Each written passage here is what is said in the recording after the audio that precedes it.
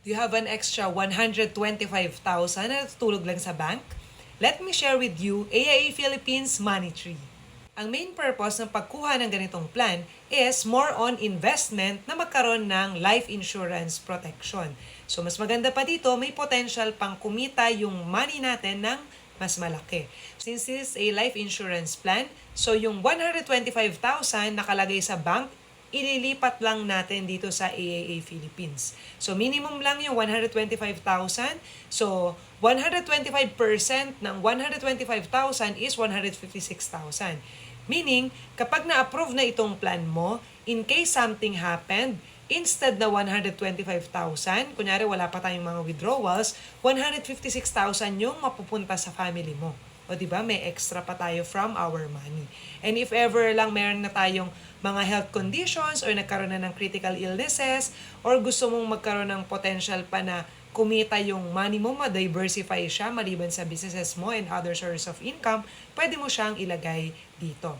So again, this plan is a single pay plan. So one time lang tayong maghuhulog ng 125,000 and then ito ay life insurance, yung 156,000.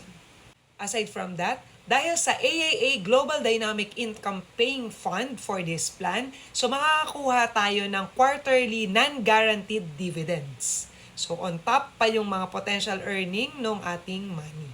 So for example, dito sa illustration, kung 4% yung estimated fund growth, kunyari at age 65 gusto mo lang withdrawin, so may mga nakuha ka pa every quarter na ito, annualized cash payout. So dito kunyari 4% yung growth fund and then 3% yung annualized cash payout. Ito naman, kunyari kung 6.64% yung fund growth rate ng ating plan and then 4% naman kunyari yung ating annualized cash payout. So ito na yung for the year so 4 times yan i-release sa atin basta every quarter. Mas maganda pa ang takbo ng ating economy, ng ating pinaglalagyan ng ating funds. So kunyari 10% ang growth fund rate. Ito naman yung annualized cash payout. Aside from the quarterly non-guaranteed dividends na pwede natin makuha sa ating plan, for example, yung member, 45 years old siya ngayon at gusto niyang mag-save or mag-diversify para sa retirement niya, sa age 65 niya pa daw ito gagalawin. So thinking wala na siyang dinagdag, wala rin siyang binawas, so yung 0410 regulated yan by Insurance Commission na pwede nating ipakita sa inyo as illustration of benefits or projected benefits.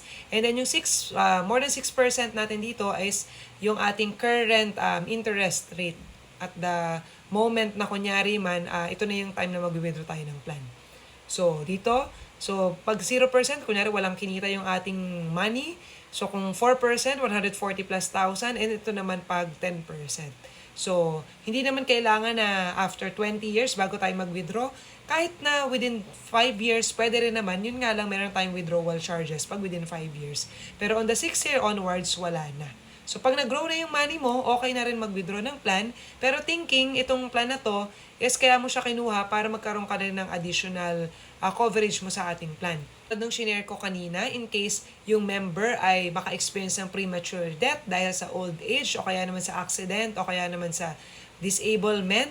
So nangyari dito is kung yung ating money dito ay mas malaki compared sa 156,000 na life insurance, yun yung matatanggap ng family.